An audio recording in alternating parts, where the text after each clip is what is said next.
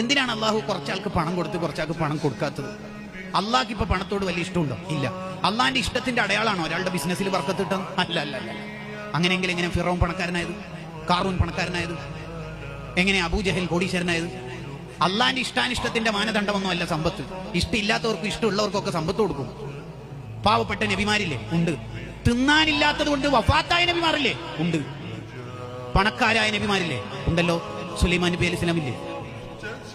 കോടീശ്വരന്മാരായ സ്വഹാബത്തില്ലേ? ഉണ്ട്. ദാരിദ്ര്യത്തിന്റെ തീച്ചുളയിൽ ജീവിച്ച സ്വഹാബത്തില്ലേ? ഉണ്ട്. അപ്പൊ പണം അള്ളാഹുവിന്റെ ഇഷ്ടാനിഷ്ടത്തിന്റെ മാനദണ്ഡം അല്ലേ? അല്ല. പിന്നെന്തിനാ അള്ളാഹു ഇങ്ങനെ സംവിധാനിച്ചത്? പണക്കാരന് പാവപ്പെട്ടവനോട് കമ്മിറ്റ്മെന്റ് ഉണ്ടോ എന്ന് അറിയാനാണ് ചിലരുടെ കയ്യിൽ പണം കൊടുത്ത് ചിലർക്ക് പണം കൊടുക്കാതെ അള്ളാഹു ഇങ്ങനെ നിരീക്ഷിക്കുന്നത്.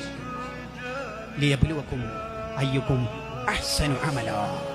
എങ്ങനെയുണ്ട് നിന്റെ പണം കയ്യിലെത്തുമ്പോൾ നിന്റെ മനസ്സും നിന്റെ ജീവിതവും എന്ന് നോക്കാനാണ്. അതിനാ അള്ളാഹു സംവിധാനിച്ചത്. സത്യത്തിൽ നമ്മുടെ ഒക്കെ കയ്യിലുള്ള പണം നമ്മുടെ പണമാണെങ്കിൽ നമ്മൾ മരിച്ചു കഴിഞ്ഞിട്ട് പിന്നെ ആരോ ഒരു കറാമത്ത് മൊഴിജിതത്ത് കൊണ്ട് നമ്മൾ വീണ്ടും എഴുന്നേൽപ്പിച്ചു. ഈ മരിച്ചതിന് ശേഷം അനന്തര സ്വത്ത് ഓഹരി വെച്ച പണം നമ്മുടെ മിൽക്കിലേക്ക് അധികാരത്തിലേക്ക് തിരിച്ചു വരുമോ ഇല്ലയോ? ഇല്ല. അപ്പൊ മനസ്സിലായി നമ്മളല്ല പോയി. ഇത്രയേ ഉള്ളൂ. ഉപ്പ 25 കൊല്ലമായി കെട്ടിവെച്ചിരിക്കുന്ന വാച്ചാണ്. നമ്മളെല്ലാം ഉപ്പാന്റെ ഊരിയെടുത്തു. ഇനി കബറിലേക്ക് പോകുമ്പോൾ വെറും 3 കഷ്ണം തുണികളല്ലേ ഉള്ളൂ. ആ വാച്ച് ഉപ്പാന്റെ കയ്യിൽ തന്നെ കിടക്കട്ടെ എന്ന് ഏതെങ്കിലും ഒരാൾ പറയോ? ഇല്ല. അവസാനമുള്ള വാച്ചും ഊരിയെടുത്തു. ഉമ്മാമാന്റെ ചെവിയിൽ മുഴുവൻ സ്വർണ്ണം. ചില നാട്ടിൽ അതിനെ അലിക്കത്ത് എന്നൊക്കെ പറയും. ഓൾറെഡി കാത് കുത്തിയതിന്റെ പുറമെ ഇവിടെ എല്ലാം സ്വർണം. അത് മുഴുവൻ ഊരി 98 വയസ്സുള്ള ആയിഷ ഹജ്ജുമ്മയുടെ ചെവി താണ് വന്നിട്ടുണ്ട്. ഒരു ചെറിയ തരി പൊന്നേ ഇനി ബാക്കിയുള്ളൂ. അത് ഊരിയെടുക്കാൻ കഴിയുന്നില്ല. വിദഗ്ധന്മാരായ ജ്വല്ലറിക്കാരെ കൊണ്ടുവന്നു. അവർ കണ്ടിട്ട് പറഞ്ഞു ഇതെടുക്കുമ്പോൾ മുറിവേൽക്കാൻ സാധ്യതയുണ്ട്.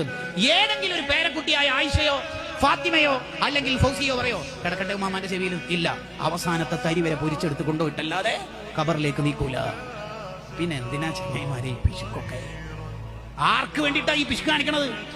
അതാ അഹ്മദ് ബിൻ ഹംബൽ റളിയല്ലാഹു അൻഹു ചോദിച്ചത്, അല്ല പകരം തരും എന്ന് പറഞ്ഞിട്ടും നീ പിശുക്ക് കാണിക്കുകയാണെങ്കിൽ നിന്നോട് എന്താ പറയേണ്ടത്? അല്ല പകരം തരും എന്നല്ലേ പറഞ്ഞത്, എന്നിട്ട് എന്തിനു നീ പിശുക്ക് കാണിക്കുന്നു എന്നാണ് അഹ്മദ് ബിൻ ഹംബൽ റളിയല്ലാഹു അൻഹുവിന്റെ ചോദ്യം. ഇതൊരു അർത്ഥവത്തായ ചോദ്യമാണ്. നിങ്ങൾ ആലോചിച്ചു. കുറച്ച് ടൈറ്റ് ആണ് ബിസിനസ്, കുറച്ച് ഡള്ളാണ്. അങ്ങനല്ല. അങ്ങനെ ആ പരിപാടിയൊന്നുമില്ല. വന്നവർക്ക് മുഴുവനും കൊടുക്കുക. കഫം പുടക്ക് കീശയില്ലാതെ ഒന്നും കൊണ്ടുപോകാൻ കഴിയില്ലല്ലോ. വലിയ ഫോൺ പോയിട്ട് ചെറിയ ഫോൺ വരെ കൊണ്ടുപോകാൻ കഴിയില്ല. എന്തിനാ ഈ കെട്ടിപ്പൂട്ടി വെക്കുന്നത്? ഉള്ളത് കൊടുത്താൽ അവിടെ ബാക്കിയുണ്ടാവും. ഇപ്പൊ ഒരു ബക്കറ്റ് നമ്മുടെ ഇടയിലൂടെ പോയി. ഇനി ആ ചാൻസ് നമുക്ക് ജീവിതത്തിലില്ല. ഇന്നല്ലെങ്കിൽ നാളെ നമ്മൾ മരിച്ചാൽ നമ്മൾ ലാസ്റ്റ് ചെയ്ത സ്വതക്ക ആ ബക്കറ്റിൽ ഇട്ടതായിരിക്കും. അങ്ങനെ നമ്മൾ ചിന്തിക്കണം.